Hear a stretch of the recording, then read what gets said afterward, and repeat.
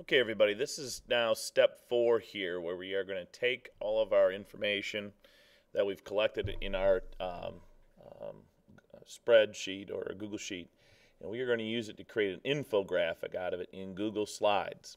So we're going to be using Google Slides here to set it up. We're going to start here with the end in mind. Again, this is step 4, the infographic that we want to create, and the rubric here that you can see on your screen outlines the different parts that you need and things that you need to do to get all 10 points that are part of that scoring. All right, so notice we need to set a background, make sure our question is on there, citing the people that were our respondents, and I'll show you an example of that. A thematic image, and I'll show you how to find that. Our 3 graphs, make sure we put them on there in different ways. Change the background, or change background color on the graphs. I'll show you how to do that. And just making sure that our thing is very visible and makes sense, because we want people to be able to read it quickly.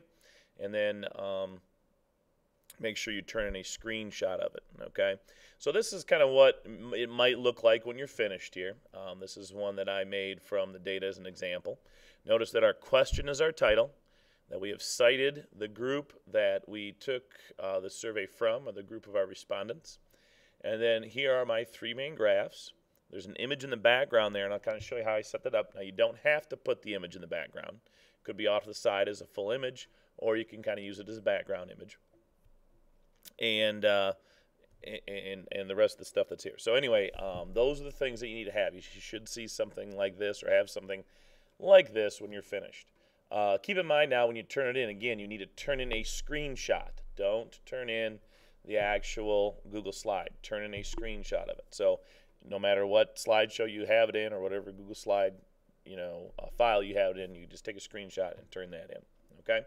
Now let's get started. Let's get set up here. You really want to have 3 things open as you do this. First of all, you want to go ahead and get a slide going. I already have mine set already, so we don't have to walk you through that. You should know how to do that already. Pick your background, set your theme, or set your background to whatever you want it to be. Okay, I'm going to go with a little different one than I had for the other one, just for the sake of demonstration, so we don't get them mixed up. Okay. Second thing is that you want to have your Google Sheets open with all your data and your graphs that you created. Okay, so make sure you have that open. Okay, and then thirdly, you probably want to have the rubric open. I'll attach it to the Edmodo. I have it attached to the Edmodo post for step 4, so you can have that ready to go and open so that you can see it. All right, and refer back to it when you need it. Okay, so if you don't have that done already, go ahead and get those 3 things set up right now. You may want to pause the video and get those things ready to go.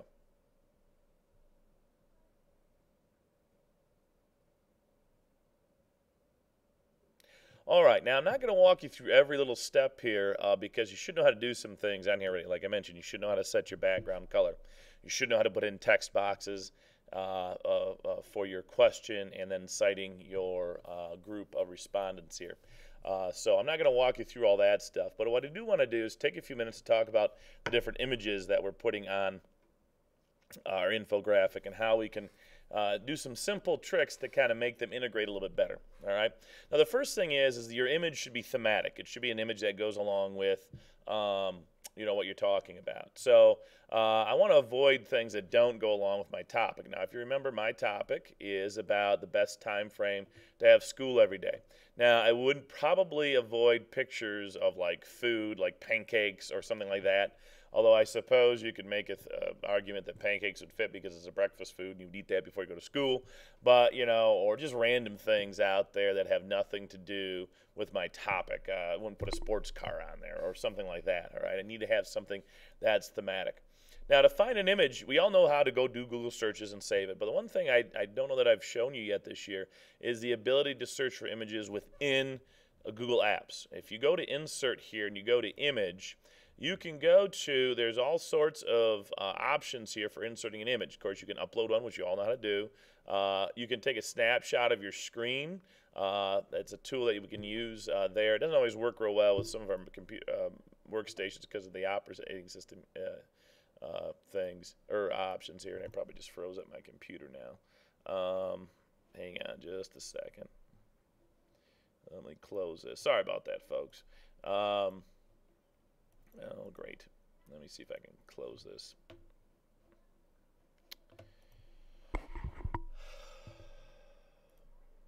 There we go. Sorry about that. I didn't want it to stop my video. There we go. Let me go back in here again now. So don't avoid choosing that, I guess, is the lesson there to that one. But you can search by different options. What we wanted to go to is just to search anyway, okay? And the nice thing about going to search is, first of all, it does everything internally here. And secondly, it's going to give me only images that are safe and appropriate to use here. And that we also have the permissions to use. So I'm just going to search the term school because that's what my topic is about here. So I'm going to go ahead and hit search. Remember, we're in the search area here. Okay, and it's going to come up with a bunch of different options for schools. A lot of them are photographs, but there are some GIFs and painted images that go along with this. I'm going to go ahead and select this one right now because I think this one fits mine pretty well. If I just go ahead and click on it and then hit select, what it's going to do is it will bring that image into my slideshow. Okay, so that's pretty cool. All right, that's pretty easy to use and very helpful. I should maybe cool is not the right word, but helpful. Okay. Now, if you noticed, what I could do is I could make this smaller and put it up in the corner or find a spot for it to be in. Okay. But I think what I'd like to do is I'm going to make mine just slightly larger here. And I kind of want it running in the background as kind of a part of my background here. But I don't want it full brightness here because if I had to put things over top of it, it will get kind of confusing to see. One of the things that we haven't talked about here in regard to images is your image options here. And we can adjust what we call the transparency of an image. You notice here as I drag my transparency bar down here, watch what happens to my image. It becomes much fainter. So that when I put stuff over top of it, it does not dominate the background so much, all right? And now, the one thing is you want to make sure is if you put this image later on, let's say you were to put the graphs in first and that sort of thing, you would and then you put this image in later, what you'd have to do is you have to go up here to arrange and make sure that you go to order and send to back. Now, right now, it's not allowing me to go to order because there's only one image, but you want to make sure you send this to the back so that it's underneath everything else and put the graphs and the text on top of it. By changing that transparency now, as I add things, it won't contrast so much with the images that I put over top of it. In this case, we're going to be putting graphs over the top of it. Okay, so I'm just going to kind of set that for now. I can go back and mess around with it later, but it's kind of my background right now. So kind of adds the feel of our theme here. As far as the graphs go, guys, getting those in, they're very easy to do too. Now, you notice what I did here is I changed the color backgrounds here of a couple of mine. One of them's white still. I didn't change it, but these I changed the colors of. And I want to show you something here too because I think this is important as far as setting this up. First of all, when you click on it, you'll notice some tools come up here. You can change the font, but you can also change the color background. So as I go in here, I'm going to change the color background of this one. I don't really want to choose a color that's already being used here, so I'm going to go to something that's a little off the color scale here. I'm going to go to this purple. Now, you don't have to pick this. You can pick whatever you want, okay? Now, I want to show you something else that's interesting here, is that you can also change what they call the opacity of the background. This is kind of like transparency with the image. Now watch, I want to show you this. So I'm going to go here, and I'm going to go just to 60%. Now, what it looks like right now is it just lightened the color of the background. But watch what happens when I bring these over. Now I'm going to go ahead and bring these over one at a time. Now, in order to bring them over, best thing to do is just hit the arrow here, and then go to Copy Chart, and then go over to your slide, and just click any place. All right, and then you can either control click or right click and go to paste, and it will put your image in here. Okay, now that's my main graph, so I'm going to make this one a little bit bigger. Okay, and you'll notice how the background color is kind of an off yellow or cream color, whatever you want to call that. But this is at 100% opacity or opacity. I call it opacity. I think that's pronounced right anyway. But I said that I left it at 100%.